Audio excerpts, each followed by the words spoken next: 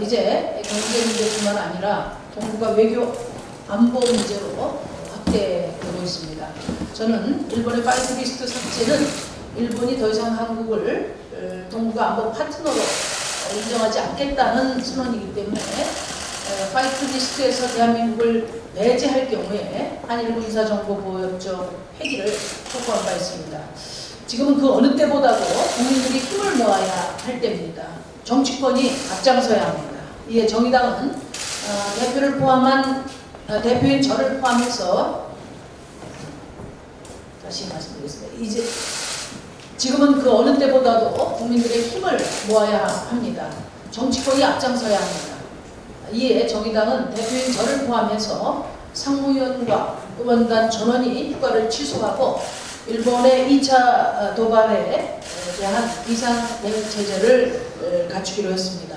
정의당은 첫째도 국익, 둘째도 국익, 셋째도 국익 관점에서 국민과 함께 총력을 다해 나가겠습니다.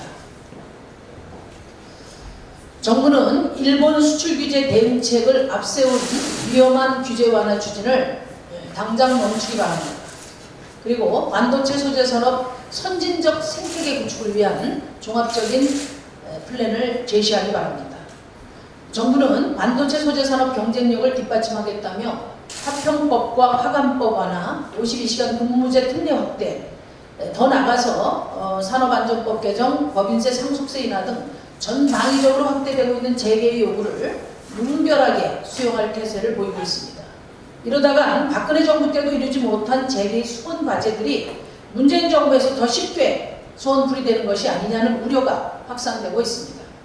화평법과 화관법 완화는 착한 규제조차 거부하는 재개의 집요한 요구에 굴복하는 것일 뿐 반도체 소재산업 경쟁력에 도움이 되지 않습니다. 노동자의 건강권과 국민의 안전을 위협하고 문재인 정부의 공정경제와도 배치됩니다. 진단과 처방 모두 잘못되었습니다.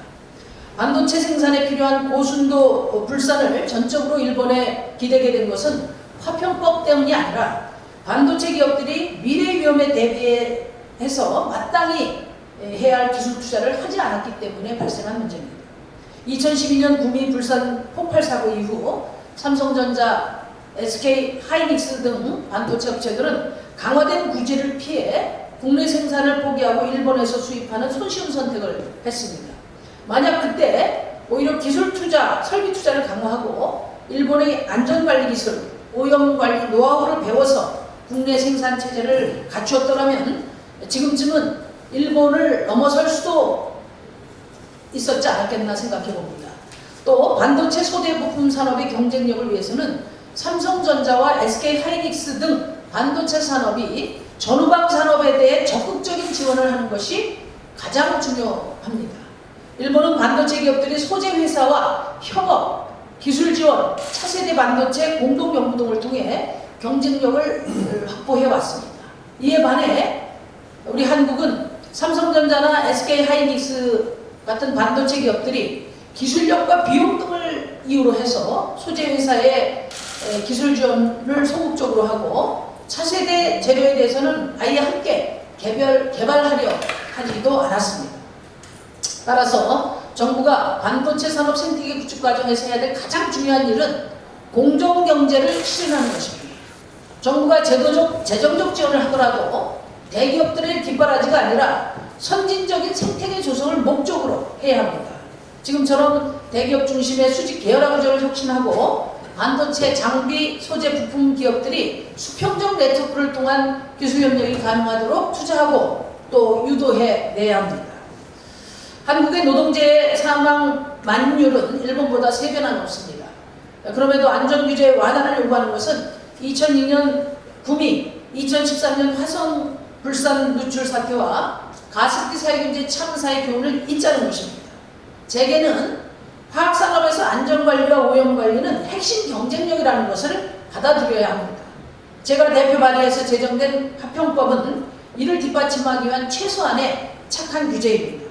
문재인 정부는 규제 완화에 앞장설 것이 아니라 착한 규제와 나쁜 규제를 구별하고 안전이 경쟁력이라는 정책 신호를 강력하게 유지하기 바랍니다.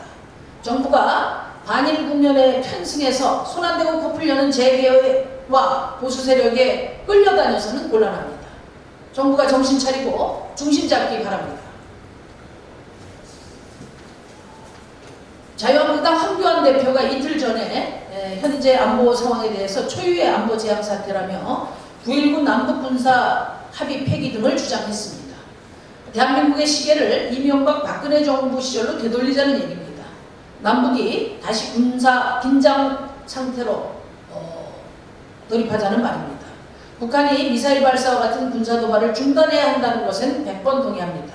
하지만 그렇다고 남북이 대결로 치달았던 보수 정권대로 돌아가자는 것은 절대 동의할 수 없습니다. 초유의 안보 재앙 사태는 지금이 아니라 그때였습니다.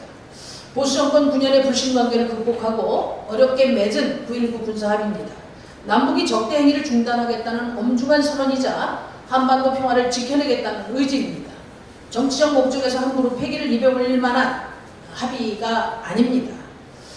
진정 안보위기 상황이라면 대한민국의 제1야당 대표가 해야 할 일은 위기 극복을 위한 초당적인 협력이지 국민들의 불안감을 부추기는 공포 마케팅이 아닙니다.